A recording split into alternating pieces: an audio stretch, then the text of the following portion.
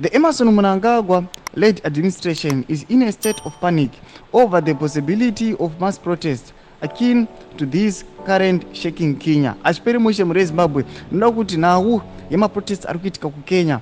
Aiwa vanhu negovernment yaED Mnangagwa ukwatoti apa ngozvogona kuitika munyika yeZimbabwe. Achipere mushe sambeta mashoko abuda sunga kwaita unoti subscribe like kuti on the bell icon.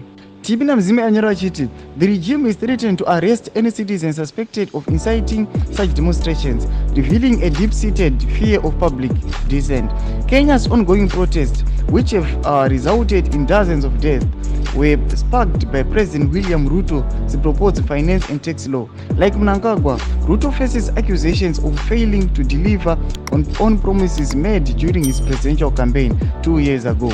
Acting Home Affairs Minister Jenfani Musore told reporters in Harare on Thursday that the government would arrest any citizen suspected of initiating protests.